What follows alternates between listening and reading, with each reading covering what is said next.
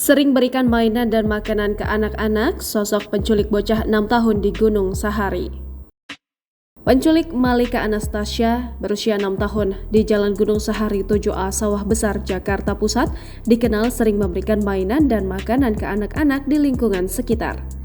Kapolres Metro Jakarta Pusat Kombes Komarudin saat dihubungi pada Minggu 18 Desember 2022 membenarkan jika pelaku sudah dikenal oleh anak-anak di lokasi karena sering memberikan jajanan dan mainan. Tak heran, pelaku dengan mudah membawa kabur Malika Anastasia dengan menumpang bajai. Selain itu, kata Komarudin, orang tua korban mengakui mengenal pelaku yang diduga menculik putrinya. Hal tersebut diketahui setelah penyidik memeriksa orang tua korban untuk dimintai keterangan. Menurut Komarudin, dalam waktu 2 atau 3 bulan terakhir, pelaku kerap mampir ke warung milik orang tua korban.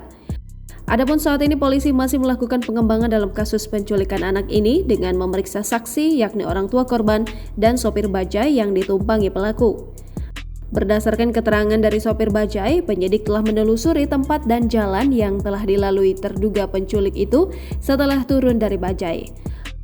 Komarudin melanjutkan jika identitas terduga pelaku tersebut tidak jelas, nomor handphone tidak dimiliki, pekerjaan apa juga tidak jelas, namun timnya masih terus mengembangkan kasus tersebut. Polisi juga telah menyisir kamera CCTV di lokasi agar dapat mengungkap kasus penculikan itu. Namun, kata Komarudin, jajarannya baru mendapatkan 1 kamera CCTV sehingga belum memiliki data yang kuat untuk mengungkap identitas pelaku. Sebelumnya diberitakan video viral menarasikan seorang bocah berusia 6 tahun diduga diculik. Dalam video tampak pria yang mengenakan pakaian dan topi serba hitam mendekati korban. Kemudian pelaku memegang tangan korban dan menariknya masuk ke dalam bajai. Setelah bocah yang mengenakan pakaian putih itu masuk ke dalam bajai, pelaku segera bergegas pergi dengan bajai yang ditumpanginya. Kapolsek Sawah Besar AKP Patar Bulabona mengungkapkan kasus penculikan tersebut terjadi pada Rabu 7 Desember 2022.